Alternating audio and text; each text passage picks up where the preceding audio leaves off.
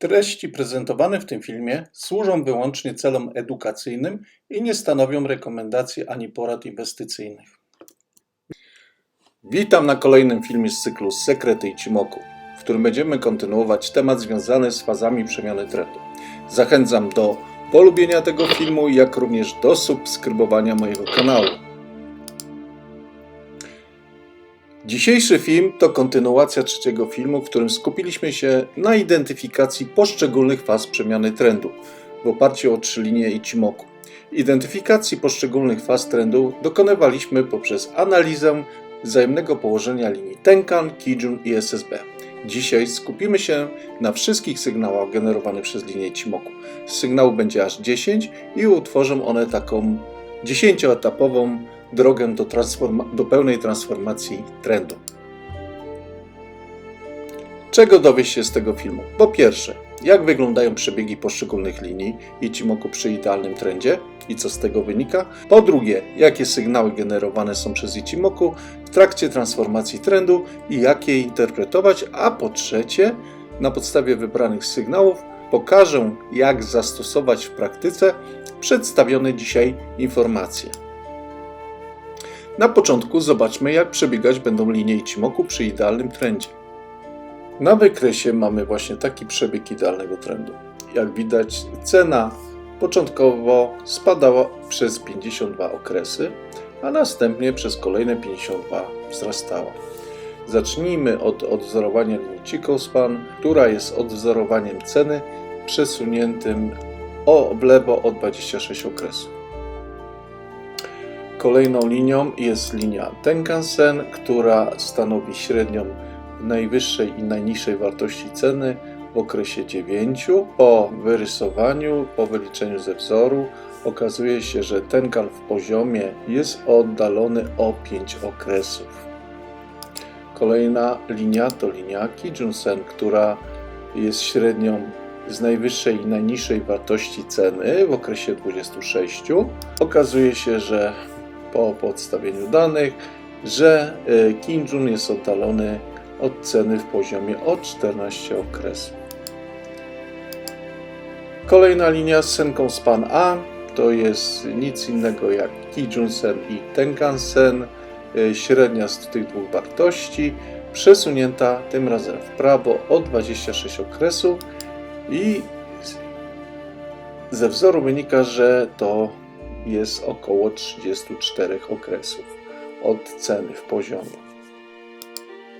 Linia Senkou Span B, czyli SSB, to średnia z największej i najniższej wartości w okresie 52, przesunięta również w prawo o 26 okresów. Odległość od ceny i Senkou Span B wynosi w poziomie około 52 okresy. Oczywiście mówimy cały czas o trendzie idealnym. Przestrzeń pomiędzy SSA i SSB nazywamy Kumo, czy inaczej chmurą. Jeżeli SSA jest poniżej SSB, mamy Kumo spadkowe. Jeżeli odwrotnie SSB jest poniżej SSA, mamy do czynienia z Kumem wzrostowym. Jak możemy wykorzystać tą informację? Oczywiście możemy obserwować każde odchylenia w odległościach od ceny poszczególnych linii i na tej podstawie możemy prognozować, jak zachowa się cena, czy będzie dążyła do przebicia poszczególnych linii, czy też będzie nadal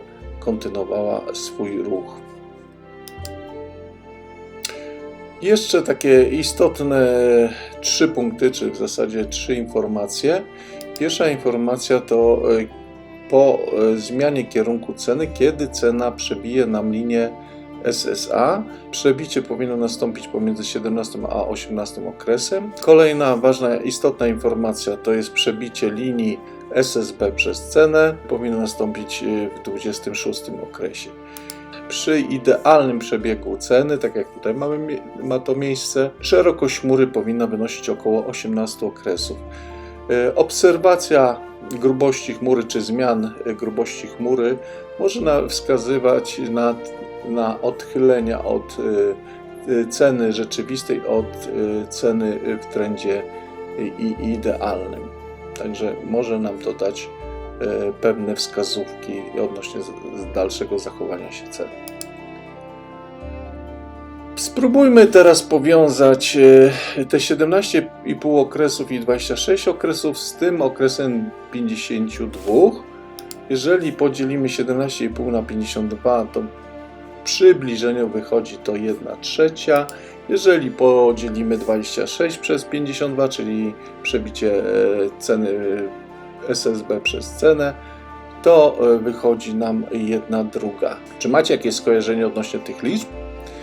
Jeżeli oglądaliście mój pierwszy film, to na pewno się dowiedzieliście, że standardowa korekta w trendzie wzrostowym wynosi około 1/3.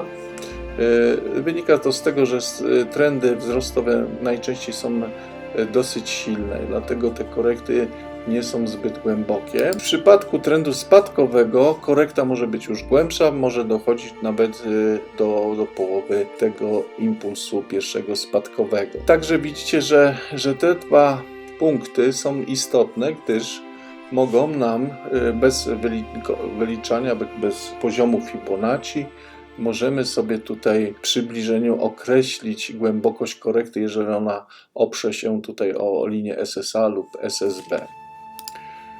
Na ekranie mamy dwa przykłady właśnie korekt wzrostowych i spadkowych. Pierwszy przykład pokazuje nam trend wzrostowy. Korekta zatrzymała nam się na linii SSA. Widać, że to jest książkowe zachowanie. Korekta wyniosła w tym przypadku 1/3. Drugi przykład dotyczy trendu spadkowego. Korekta zatrzymała nam się na linii SSB.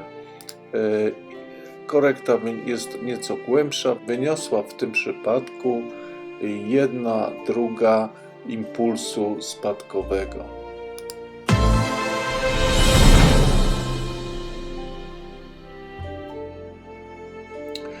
Przejdźmy teraz do omówienia sygnałów Ichimoku wskazujących na transformację trendu. Wracamy do naszego wykresu. Widzimy, że cena przez 52 okresy nam spadała. Mamy już wyrysowane linie Ichimoku. Przyjmijmy teraz, że od tego dolnego punktu cena zacznie nam wzrastać i będziemy obserwować wszystkie sygnały, które będą generowane przez przecięcia linii Ichimoku z ceną lub linii z liniami Ichimoku, które będą świadczyły o transformacji trendu. Pierwszym takim sygnałem będzie przebicie linii Tenkan-sen przez cenę. Jest to tylko takie ostrzeżenie, cena może wielokrotnie przebijać linię Tenkan-sen. Linia Tenkan-sen stanowi taki pierwszy punkt wsparcia i oporu w okresie krótkoterminowym i na zakupy oczywiście tutaj jest za wcześnie. To jest tylko sygnał, po którym powinniśmy baczniej przyglądać się naszemu wykresowi. Kolejnym punktem będzie przebicie linii Kijun-sen przez cenę. Jest to już poważniejszy sygnał. Oznacza, że w okresie średnioterminowym kupujący zdobyli pewną przewagę. Jest to jeszcze za wcześnie, aby rozważać zakupy, ale to już jest wyraźny sygnał, że siła sprzedaży nam tutaj słabnie. Kolejny sygnał to przecięcie linii Kijun-sen przez linię Tenkan-sen. W tym przypadku mamy do czynienia z tak zwanym złotym krzyżem. Linia Tenkan-sen przebija nam Kijuna od dołu. W przypadku, kiedy to byłoby na odwrót, czyli Tenkan-sen przebijałby od góry, mielibyśmy sygnał martwego krzyża. Sygnał ten jest dosyć istotny, wchodzi on w skład sygnału trzech ról, dlatego zaznaczyłem go sobie tutaj taką czerwoną kropkę. Do sygnału trzech ról powrócimy później w dalszej części naszego filmu. Teraz troszeczkę matematyki. Spróbujmy rozważyć przypadek przecięcia linii Kijun-Tenkan-sen, podstawiając do wzoru. Wychodzi z niego, że do przecięcia dochodzi, kiedy maksymalne odchylenie w okresie 26 pokrywa się z maksymalnym odchyleniem ceny w okresie 9. Dotyczy to zarówno szczytów, jak i dołków. Jest to taki szczególny przypadek. Tak naprawdę możemy to rozpisać za pomocą tego przypadku, kiedy ten maksimum, na podstawie którego wyliczona była wartość tenkana i minimum jest oddalone odpowiednio od maksimum Kijuna i minimum Kijuna o stałą wartość, którą tu nazwałem A. A może być 0, czyli to będzie ten przypadek, ale A nie może być większe niż tutaj ten środek, więc jeżeli zarówno na górze, jak i na dole mamy równy odstęp, wówczas Kijun i tenkan wychodzi na tym samym poziomie. Tutaj zaznaczyłem, że punkt równowagi jest również równy wartości linii SSA. Wynika to z tego wzoru, kiedy podstawiamy sobie przecięcia, nazywamy x, czyli w x to się równa zarówno wartość tenkana, jak i wartość Kijuna. Podstawiając podwzór na SSA, wychodzi nam, że to też wartość SSA wynosi również x, czyli jest to dokładnie ten sam punkt co Tenkan-sen i Kijun-sen. Tu mamy taki właśnie przykład przecięcia. Jest to przecięcie, sygnał tak zwanego martwego krzyża. Linia tenkan przecina nam od góry linię Kijun. Spróbujmy sobie to przeanalizować. Tu zaznaczyliśmy okres 9, wyznaczyliśmy maksimum i minimum w tym okresie ceny. Następnie wyznaczamy sobie okres 26 świec, w którym dokonujemy podobne wyznaczenie maksimum, minimum. Widzimy, że zarówno wartość tenkana i Kijuna wypada na tym samym poziomie i jest to, tak jak powiedziałem, również wartość linii, jest to wartość SSA OB. Jeszcze tutaj mamy pokaz, jak zachowała się fala. Kolejny sygnał to sygnał przecięcia ceny przez linię Chikou-span. Jest to drugi istotny sygnał, który wchodzi w skład sygnału trzech ról, dlatego też tu jest zaznaczony kropką. Jak należy go interpretować? Te przecięcie oznacza, że jeśli kupowałeś 26 okresów wcześniej jakiś walor, no to właśnie w tym momencie, kiedy następuje przecięcie, osiągasz zyski. Oznacza to, że siła nabywcza nam wzrasta, a siła sprzedaży praktycznie zanika. Kolejnym sygnałem jest przecięcie linii SSA przez cenę. Sygnał jest dosyć istotny, gdyż, jak powiedziałem, linia SSA i SSB stanowi silny punkt wsparcia i oporów. W tym przypadku jest to opór. W tym samym momencie, czy w przybliżonym momencie powinno również nastąpić przecięcie linii tenkan przez linię Chikou-span. Obserwacja linii Chikou-span w relacji do innych linii jest również istotna, gdyż często się zdarza, że cena zawraca z uwagi na to, że linia Chikou-span odbija się od poszczególnych linii Ichimoku. Kolejny sygnał to jest Kumo Twist, czyli zmiana koloru Kumo. Następuje tutaj skrzyżowanie linii SSA i SSB. W międzyczasie Chikou-span przebija kolejną linię oporu, kolejny opór, który jest tutaj reprezentowany przez linię Kijun. Podobnie jak poprzednio, troszeczkę matematyki. Rozważmy opcję, kiedy dochodzi do przecięcia linii SSA i SSB. Pierwszy przypadek jest to taki przypadek pełnej równowagi krótko-, średnio- i długoterminowej. Widzimy, że wartość SSB, wartość Kijuna i Tenkan-sena wypada na tym samym poziomie. Do przecięcia dochodzi, kiedy SSB jest równe SSA, a ponieważ SSA jest średnią z linii Kijun i Tenkan-sen, wówczas jeżeli wypadają wszystkie na tym w tym samym punkcie to dochodzi do przecięcia. W tym momencie nie jesteśmy w stanie określić, czy kolor chmury ulegnie tutaj zmianie. Każde późniejsze odchylenie wartości między Kinjun i Tenkan-sen będzie wskazywało, czy powstanie kumo wzrostowe, czy też kumo spadkowe. Kolejny przykład, tu mamy zmianę właśnie z koloru spadkowego na kolor wzrostowy chmury. Widać, że wartość SSB powinna być pomiędzy równymi odległościami od Tenkana i Kinjuna. Jeżeli następuje zmiana na kolor wzrostowy chmury, to wartość Tenkana musi być tutaj powyżej linii Kinjuna. Ostatni przypadek, kiedy z chmury wzrostowej zmieniamy na kolor chmury spadkowej, wówczas wartość linii SSB powinna znajdować się pomiędzy wartością linii Kinjun i Tenkan-sen w równych odległościach. Te wartości powinny być od poziomu SSB. I tym razem linia Tenkan powinna być poniżej linii Kinjun. Tu jest właśnie taki przykład, kiedy wartość Tenkan i Kinjun jest w równej odległości od linii SSB. Widzimy idealnie, że dochodzi tutaj do przecięcia linii SSA i SSB. Kolejny sygnał, cena przebija SSB. Jest to trzeci i ostatni element sygnału, który nazywamy sygnałem trzech ról.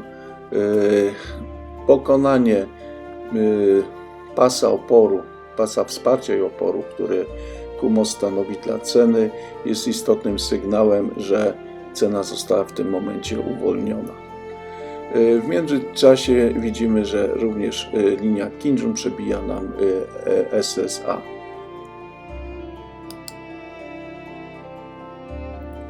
Kolejny sygnał to przebicie SSB przez linię Tenkan-sen. W zasadzie ten sygnał tylko świadczy o kontynuacji transformacji. Z naszego punktu widzenia ma tylko takie znaczenie, że transformacja nadal postępuje. I kolejny sygnał, tym razem linia Kinjun przebija linię SSB i to również świadczy o kontynuacji naszej transformacji. Jest to już dosyć zaawansowana transformacja. Transformacja kończy się w momencie, kiedy powstaje tak zwany sygnał trzech linii. Ja tak naprawdę nazywam go sygnałem 5 linii, gdyż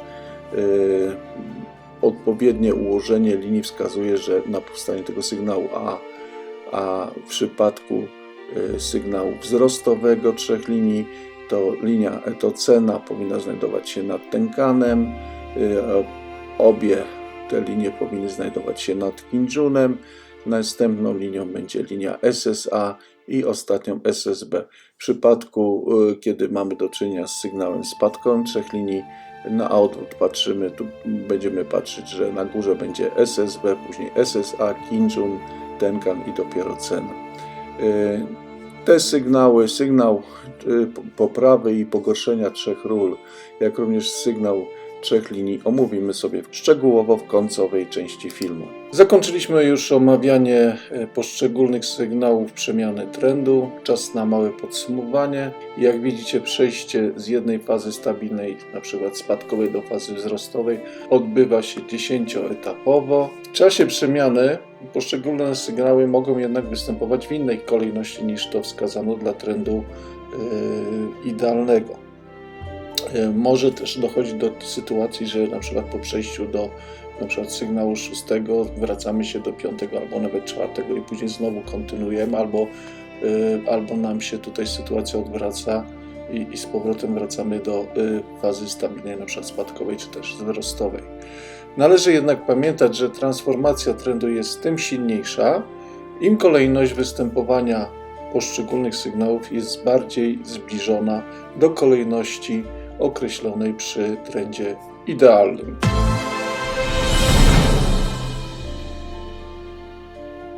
Przechodzimy teraz do części praktycznej, w której zajmiemy się dwoma sygnałami. Sygnałem 3 ról i sygnałem 3 linii. Zacznijmy od sygnału 3 ról, który występuje w dwóch wariantach. Sygnał poprawy 3 ról oznacza, że jeżeli się pojawi sygnał poprawy 3 ról, oznacza to, że pojawił się czas na zakupy. Jeżeli pojawił się sygnał odwrócenia 3 ról, to znaczy, że pojawił się okres sprzedaży. Tutaj mamy taki przykład przebiegu ceny. Przedstawię Wam teraz sygnał poprawy 3 ról. Składa się on z 3 sygnałów wcześniej omawianych. Pierwszym sygnałem jest sygnał Złotego Krzyża. Tenkan wychodzi ponad Kijun, dochodzi do przecięcia. Kolejnym sygnałem jest wyjście linii Chikou Span ponad linię ceny.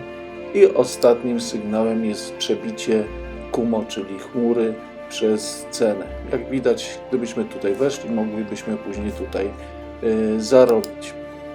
Sygnałem prospadkowym jest sygnał odwrócenia 3 ról. Składa się on z sygnału przecięcia linii Tenkan i Kijun. Tym razem mamy do czynienia z martwym krzyżem, czyli Tenkan przecina Kijun od góry. Kolejny sygnał to zejście Chikou Span poniżej linii ceny i ponownie przebicie chmury.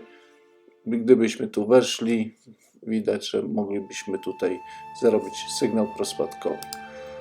Tu jeszcze jeden przykład. Spróbujmy sobie tutaj go ocenić. Widzimy, że mamy 3 sygnały, czyli sygnał Złotego Krzyża, przecięcie linii Kijun przez Tenkan, mamy wyjście Chikou Span ponad linię ceny i mamy przebicie chmury. No i w zasadzie powinniśmy tutaj otworzyć pozycję na buy, ale zobaczmy, co się stanie. Cena nagle nam zawraca i tak naprawdę nie wiemy dlaczego, bo tutaj niby już cena się uwolniła, nie ma żadnego tutaj pasa wsparcia oporu, wprawdzie nie wykreśliliśmy tu poziomów, no ale Chikou Span też już tu się przebiło przez linię SSA i też tu nie widać, żeby jakiś opór w postaci jakiejś linii był tutaj na drodze linii Chikou Span, więc no nie wiadomo. Istotnym jest, że musimy też widzieć to, co jest niewidoczne. Mamy tu linię SSB narysowaną. Ona jest przesunięta do przodu o 26 okresów. To spróbujmy ją teraz przesunąć tak, jakby ona w rzeczywistości wyglądała. Widać, że linia Chikou Span właśnie odbiła się od linii SSB i linia SSB stanowiła tutaj dosyć silny poziom oporu, dlatego Chikou Span tutaj zawróciło i to też było, znaczy no nie Chikou, bo w sumie cena, ale przez to, że Chikou Span napotkało nam opór, no to doszło do zawrócenia. To jeszcze nie wszystko, bo tak naprawdę już tutaj ta sytuacja pokazuje nam, że to nie jest, że tak powiem, dosyć silny sygnał, gdyż ułożenie linii Tenkan i Kijun po przecięciu jest tutaj również istotną wskazówką. Widać, że o ile linia Tenkan potwierdziła ruch prowzrostowy swoim kierunkiem, to linia Kijun była cały czas płaska, co właśnie nie potwierdziło tego kierunku prowzrostowego. Ja kiedyś tutaj opracowałem taki rysunek, gdzie analizowałem fałszywe i poprawne sygnały Złotego Krzyża. W tym przypadku to mamy tutaj do czynienia z tym, że widzimy, że tutaj Tenkan nam przebija Kijun, Kijun cały czas jest płaski. Jeżeli Kijun po przecięciu po 1, 2, 3 świecach podążyłby w kierunku Tenkana, no to wtedy to byłby sygnał prawidłowy, a tak to jest, ja nazywam to sygnałem fałszywym. O tym sobie jeszcze porozmawiamy później na konkretnych przykładach. Ale warto wiedzieć, że oprócz pojawienia się sygnałów należy też przeanalizować różne elementy, te widoczne, te niewidoczne, które stoją na drodze naszych, przede wszystkim Chikou Span, ceny, jak również na jakość generowanych sygnałów. Przejdźmy teraz do sygnału trzech linii. Na wykresie mamy tutaj kilka przykładów sygnału trzech linii. Sygnał trzech linii prowzrostowy jest generowany w momencie, kiedy pojawi się sytuacja, że mamy cenę poniżej Tenkan, Kijun, SSA, SSB. Czyli ważne jest, żeby była odpowiednia kolejność tych linii. Tak jak powiedziałem, sygnał jest generowany w momencie pojawienia się takiego pierwszego pojawienia się, czyli na przykład jak ta świeca tutaj była poniżej linii Tenkan, a następnie wybiła tą linię do góry, no to tu właśnie w tym momencie pojawił nam się sygnał trzech linii. Tutaj pomimo, że cena jest również ponad Tenkanem, no to już nie jest ten sygnał. Sygnał to jest tylko ta świeca, która pierwszy raz tutaj wygenerowała tą sytuację. Tutaj mamy taki też inny przykład, że sygnał został wygenerowany poprzez przecięcie linii Kijun i Tenkan. Niektórzy tutaj koledzy, z którymi rozmawiałem na różnych forach, twierdzą, że to cena powinna generować te sygnały, a nie jakieś linie, które sobie tam wyliczyliśmy. Tak naprawdę to w sumie mają rację, tylko że ja tutaj to patrzę troszeczkę szerzej, bo linie to one nie chodzą sobie tak jak chcą. Linie również są wynikiem ruchów ceny, więc tak naprawdę ten przecięcie tych linii również zostało wygenerowane przez cenę. Więc ja dopuszczam tu takie sygnały. Teraz przyjrzyjmy się tutaj tym sygnałom. Widzimy, że tutaj na początku pojawiły się te trzy sygnały trzech linii, no ale no ta cena szła tutaj bardzo poziomo. Ten sygnał, który tu się pojawił z Złotego Krzyża, tak jak mówiłem, linia Kijun nie potwierdziła, jak również linia Tenkan nie potwierdziła kierunku wzrostu. A dodatkowo mieliśmy tutaj zaplątane linie Chikou Span w cenie. Dopiero, że tak powiem, wyjście tego Chikou Span, uwolnienie spowodowało, że ten trzeci sygnał tutaj nam prawidłowo zadziałał i cena nam poszła do góry. Tu nastąpiła malutka korekta, cena zeszła poniżej Tenkana, ponownie wybiła Tenkan, generując kolejny sygnał trzech linii, znowu idziemy do góry. Kolejna korekta, kolejne wybicie Tenkana, znowu mamy ruch do góry. Tutaj widzimy, że chmura nam się spłaszczyła, nie ma już takiej ładnej chmury tutaj skierowanej do góry, więc to już było takie raczej wejście tutaj było bardzo ryzykowne. Należało się spodziewać głębszej korekty, a nawet odwrócenia trendu. Zauważmy, że się potwierdziło tutaj, że linia SSA stanowi doskonałe wsparcie dla korekty wzrostowej, głębszej korekty wzrostowej. Po korekcie doszło do ponownego przecięcia linii Kijun przez Tenkan. Obie linie wskazują kierunek wzrostowy, więc to jest prawidłowy sygnał. W tym momencie to nie jest ta świeca, tylko ta w zasadzie świeca wygenerowała nam sygnał trzech linii prowzrostowy i ponownie tutaj mamy zejście poniżej linii Tenkan, wybicie, tylko tak jak już powiedziałem, tu zaczynaliśmy wchodzić w okres konsolidacji, znowu Kumo nam się wypłaszczyło, Chikou Span zaczęło podążać w kierunku ceny ruchem bocznym. Także tutaj to też możemy sobie eliminować w ten sposób różne te sygnały. Oczywiście możemy wchodzić, to jest akurat przykład wykresu dziennego, możemy wchodzić na przykładzie, właśnie na wykresie dziennym, ale bardziej optymalnie będzie, jeżeli po takim sygnale będziemy szukać wejścia na niższych interwałach i wtedy będzie optymalnie można ustawić stop lossy i bardziej optymalnie, że tak powiem, efektywniej zarabiać. Tu z kolei mamy przypadek trendu spadkowego. Widzimy, że pierwszy sygnał trzech linii został wygenerowany w momencie, kiedy linia SSA zeszła poniżej linii SSB, a cena i cena tutaj, ta świeczka tutaj wygenerowała ten sygnał. Kolejny sygnał został wygenerowany tutaj. Cena zrobiła korektę, przebiła Tenkan, przebiła Kinjun i z powrotem ta świeczka tutaj wychodząc poniżej linii Tenkan wygenerowała sygnał 3 linii. Kolejne tutaj mamy korekty i pojawi się znowu martwy krzyż. Po tym krzyżu ta świeczka, która zeszła poniżej Tenkana, wygenerowała również sygnał 3 linii. Tutaj nie zaznaczyłem, ale oczywiście jeszcze ta świeczka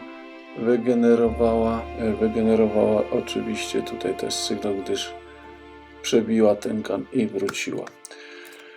To wszystko na dzisiaj. Planuję jeszcze zrobić trzecią część filmu dotyczącego faz przemiany trendu. Będę starał się pokazać techniki przedstawione zarówno w filmie trzecim, jak i piątym, porównać je, pokazać, kiedy stosować jedne, kiedy stosować drugie, kiedy je można łączyć. Także taki mam tu pomysł. Na dzisiaj to już wszystko. Bardzo dziękuję. Dziękuję za ciepły odbiór moich filmów i do następnego razu.